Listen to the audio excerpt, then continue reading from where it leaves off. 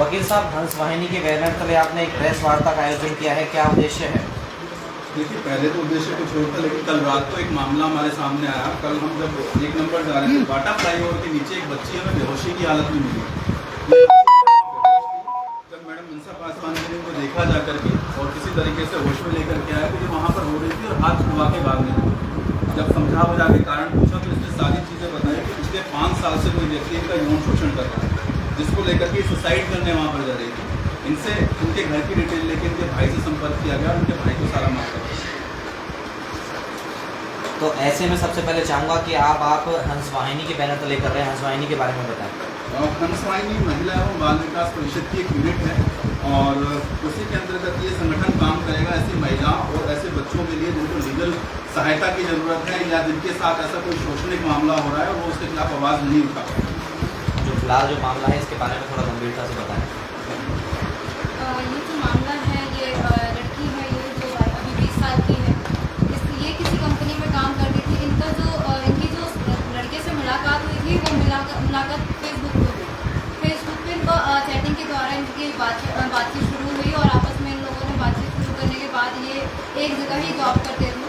Job करने के बाद 5 साल ये लोग रिलेशनशिप में रहे और इसका यौन शोषण करता रहा। वो 2 बार यहाँ तक कि गर्भपात भी करवा चुका है। लड़की का नाम पंकज है, उसकी एज है 26 साल, जीवन नगर में रहता है। और लड़का क्या कहते हैं, इसको ब्लैकमेल करता है। उसने बोला कि अगर हम रिलेशनशिप में हैं तो शादी कर लेते हैं। तो वो किसी नकली वकील के पास ले जाके झूठे डॉक्यूमेंट बनवाए। झूठे डॉक्यूमेंट बनवाने के बाद इससे ये साथ में रहने के बाद भी इसका मतलब बाद में जब इसको पता चला कि हाँ भाई ये नकली दस्तावेज है और ये सारी चीज़ें झूठी हैं, तब जाके इसने वो दस्तावेज जब उसको दिखाया तो उस लड़के ने क्या किया, इसके साथ उसको मारा पीटा, इसके दस्तावेज फाड़ दिए। तो उसके मोबाइल में सारी रिकॉर्डिंग वगैरह थी, वो लेके फ़ोन भी तोड़ दिया और अपने पास वो फ़ोन अभी तक रखा हुआ है। और उसके बाद उसने बोला कि मैं तेरे साथ नहीं रहूँगा। कितना पुराना मामला है ये?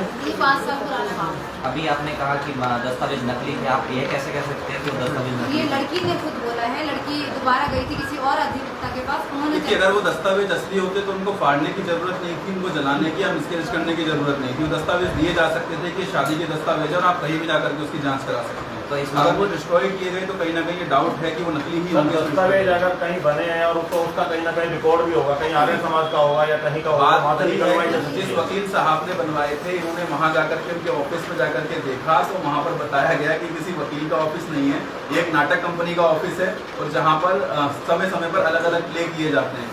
अब आप जिससे मिली थी, या तो आप उसका चेहरा पहचान सकती हैं, नाम से बता सकती हैं। नाम इनको पता नहीं है और चेहरे से पहचाने तो वो अच्छी वहाँ मौजूद है। प्रशासन से कहीं शिकायत दी गई है? ये आपने कहा कि हंस वाहिनी का मुख्य उद्देश्य कुछ और ही था, मतलब प्रेस वार्ता था, लेकिन ये मामला कुछ और आ गया है, तो इसीलिए क्या था पहला मुख्य उद्देश्य? पहला मुख्य उद्देश्य हंस वाहिनी किस प्रकार से महिला और बच्चों के लिए काम करेगी, इसी को लेकर के आपसे प्रेस मीट करने का। तो ये आपने हंस वाहिनी बनाई है, जी, क्या सोच के बनाई है, किस तरह से, क्या हंस वाहिनी आपने पहली चीज तो ये कि हंस वाहिनी हमने नहीं बनाई है। हंस वाहिनी हमने नहीं बनाई है। हंस वाहिनी महिला एवं बाल विकास परिषद के द्वारा गठित की गई है। इसमें जो दायित्व दिए गए हैं, मनसा पासवान जी को चेयरपर्सन का दायित्व दिया गया है। महिला बाल विकास महिला एवं बाल विकास परिषद ने बनाई, उन्होंने बनाई है। उन्होंने बनाई है। मतलब ऐसी क्या जरूरत आ गई उनको कि हंस वाहिनी बनानी पड़ी? देखिए, इस बारे में तो महिला एवं बाल विकास परिषद भी आपको डिटेल में कोई बता अधिकारी है वहाँ का, महिला बाल अधिकारी का यहाँ मौजूद है। तो फिर किस तरीके से आप कह सकते हैं कि उन्होंने महिला बाल विकास? आप इसमें तहसील में जाकर के सर्च कर सकते हैं, अपना पहुंची तहसील कोई को तो रिश्वत कराया अधिकारी गया है। होना चाहिए ना, कोई तो कार्य आपका, कोई तो आपको रजिस्टर्ड दस्तावेज दे दिए जाएंगे। एक सेकंड कोई यार हंस वाहिनी की बात कर रहे हैं। आपको रजिस्टर्ड दस्तावेज मिल जाएंगे, उसमें क्लियर हो जाएगा कि किसने बनाई। तरुण जी, मेरा सवाल ये है कि जब आपको लड़की मिली तो लड़की ने आपको बताया कि उसके साथ बलात्कार हुआ है? लड़की ने हमें ये बताया, भाई 1 मिनट, हाँ जी, सवाल का जवाब जी। लड़की ने ये बताया कि 1 साल तक वो किसी के साथ रिलेशनशिप में रही थी। हाँ। उसके बाद उस व्यक्ति के पास उसकी अश्लील वीडियो बना करके लगातार उसके साथ यौन शोषण किया जा रहा है। इस बीच में 2 बार उसका गर्भपात भी करवाया जा चुका है। एक गर्भपात अभी उसका 3 माह पूर्व ही कराया गया है। अगर मेडिकल करवाएंगे तो मेडिकल में सारी पुष्टि हो जाएगी। आपने पुलिस में कोई कंप्लेंट वगैरह की या नहीं? महिला थाने में ऐसी सूचना दे दी गई। तो उस महिला थाने में जब सूचना दी गई, क्या रिजल्ट निकल के आया? क्या महिला थाना इसमें इन्वेस्टिगेशन कर रहा है। हाँ। इन्वेस्टिगेशन के आधार पर प्राथमिकता भी दर्ज की जाएगी। हाँ। लड़की का मेडिकल करवा करके आगे कार्रवाई करवाने का आश्वासन है। पिछले 5 साल में कितनी बार ये मामला जो है प्रशासन तक पहुंचा? पिछले 5 साल में शायद एक बार मिली। आप प्राथमिकता आपने दर्ज कराई या लड़की ने दर्ज कराई? लड़की के द्वारा एप्लीकेशन दी गई है। हाँ। अच्छा ये बताइए, वो आप पाँच- कह रहे हैं कि बाटा से आप निकल रहे थे, गुजर रहे थे, बाटा पे कौन सी जगह पे मिले आप? बाटा फ्लाईओवर के नीचे। फ्लाईओवर के नीचे। आप फ्लाईओवर के नीचे से गुजर रहे थे आप? जी सर। अच्छा। किस समय की घटना है? मुंगेसर से होते हुए 1 नंबर की तरफ हम जा रहे थे। घटना बाटा किस फ्लाईओवर समय के की? नीचे रात 8 बजे की। रात 8 बजे। तरुण जी, आपने बताया कि लड़का मुस्लिम है। नहीं सर, लड़का मुस्लिम नहीं है, लड़का हिंदू है। पंकज। अच्छा, क्या नाम बेटा? नाम काल्पनिक नाम बता दीजिए कोई और ऐसा ही? रेखा। रेखा। आपके 5 साल पहले रिलेशन बने थे, 5 साल से किस तरह से बात हुई है, कैसे हुई है, और वो किस प्रकार की मतलब आपको गोलीबाजी कर रहा है? थोड़ा सा तेज बोलिए।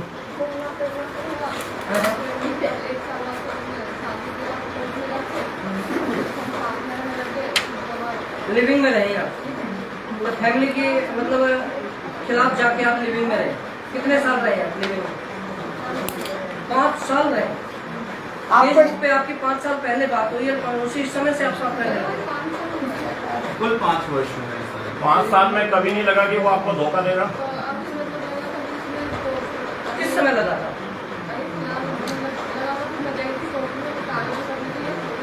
कोर्ट में किसी वकील से मिले थे? बेटा मैं ये पूछ रहा हूँ, जैसे आप कह रहे हैं कि मैं कोर्ट में गई, कोर्ट में किससे मिले? किसी वकील का नाम तो होगा, कोई तो होगा। बेटा आपको धोखे का एहसास कब हुआ कि आपके साथ धोखा हो रहा है? कैसे, क्या मतलब, किस तरह से आपको लगा, बताएं।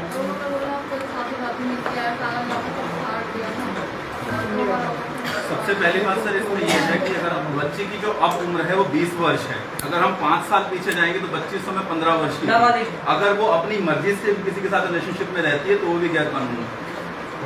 तो कहीं ना कहीं किसी भी बच्चे को बहला फुसला करके उसके साथ यौन शोषण करना। तरुण जी, अभी फिलहाल आप यहाँ पे क्या भूमिका निभा रहे हो? अभी फिलहाल हंस वाहिनी के थ्रू मेरे पास मामला आया है। आपका क्या रोल अभी?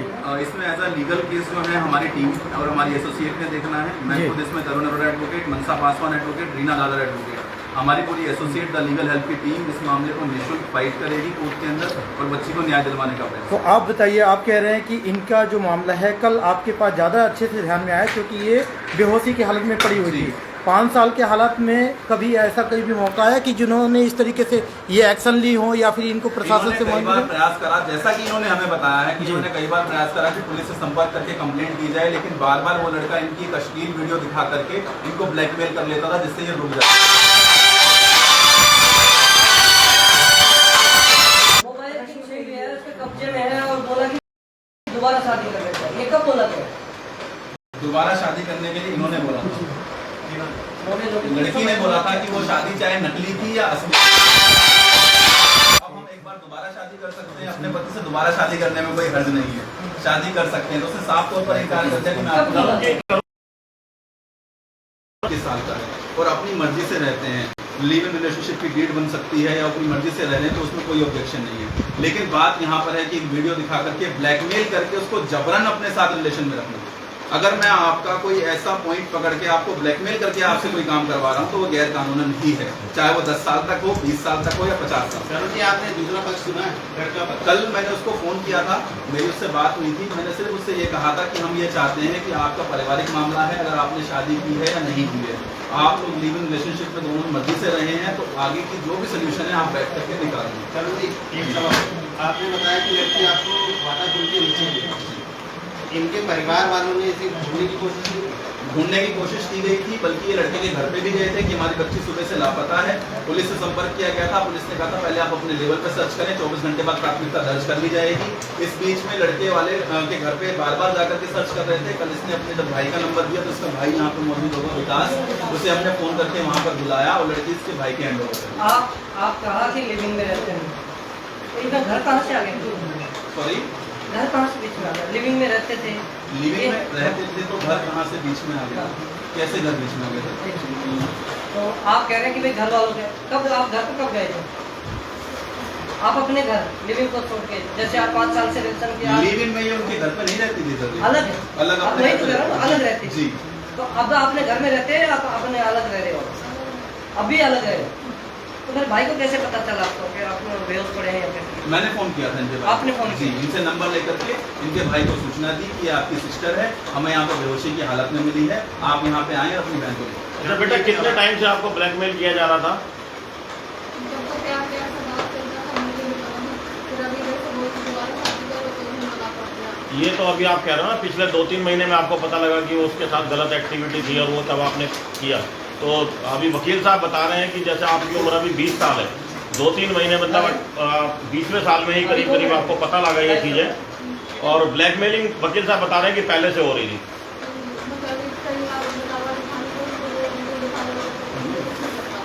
तो आप जॉब करती थी, जॉब कब से कर रहे हो आप? क्वालिफिकेशन क्या है आपकी? कितनी पढ़ी है आप, कितनी पढ़ी? तरुण जी, ये जब जॉब करती थी तो ये बालिग नहीं थी, जॉब कैसे करती? जॉब कैसे कर रहे थे? सर जॉब घर के सिचुएशन को देख करके जो बाल श्रेणी में आता है 14 साल से ऊपर का व्यक्ति जॉब फिर तो ये कंपनी भी दोषी है जिसमें ये जॉब कर रही थी। सर 14 साल से ऊपर का बच्चा काम कर सकता है घरेलू बनाना। वकील साहब आप बता रहे हैं कि लड़की की उम्र 20 साल है, लड़की की उम्र कितनी है? 26।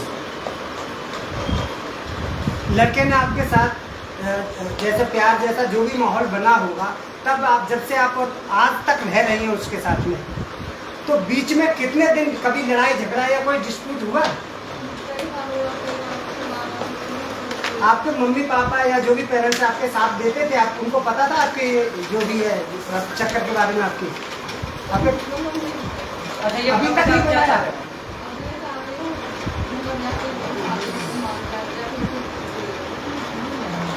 आप शादी के लिए अभी भी उनके साथ एग्री हैं कि शादी हो जाए? बिल्कुल फाइन।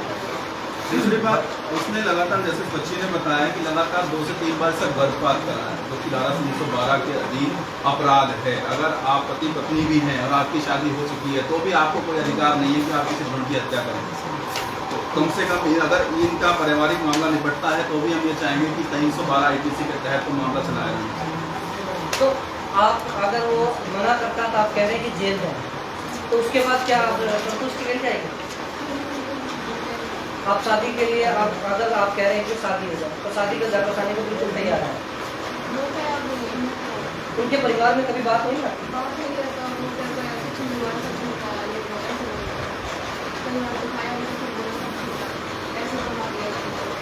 कहाँ से रहने वाले हैं? बिहार से। अच्छा, तरुण जी, अगला कदम क्या रहेगा? देखिए अभी पुलिस अपना इन्वेस्टिगेशन करेगी, मेडिकल करवा करके। अभी भी बच्ची चाहती है कि उसका घर बस जाए, तो हमारी कोशिश भी यही है कि अगर लड़का चाहता है तो किसी का परिवार खराब ना हो, घर बसा करके दोनों सुखी सुखी रहें।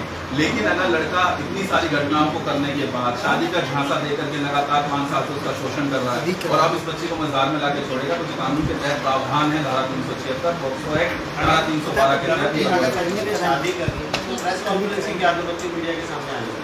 देखिए अगर उसको न्याय नहीं मिलेगा तो आप लोगों का ही सहारा लेगी।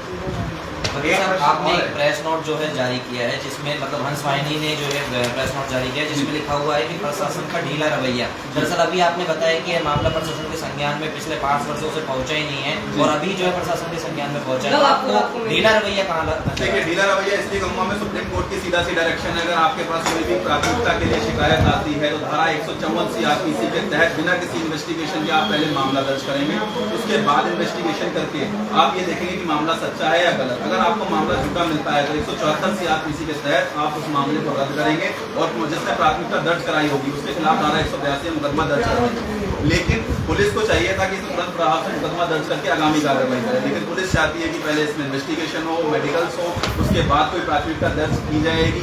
ये समय कहीं ना कहीं अपराधी को अपने लिए सुरक्षित करने का है, अपराधी को ये देने का है कि आपके पास ये समय है, तब तक आप जाके अग्रिम जमानत मांग सकते हैं, तब तक आप यहाँ से भाग सकते हैं। तो ये सारी चीजें इसलिए हमें प्रशासन का ढीला रवैया है। पूरा मामला ये धन्यवाद। फरीदाबाद का ही है ना पूरा जी, पूरा मामला फरीदाबाद का है। लड़की संजय कॉलोनी निवासी है जबकि लड़का जीवन नगर निवासी है। चलिए ठीक है, थैंक यू। और आप लोग शादी पहली शादी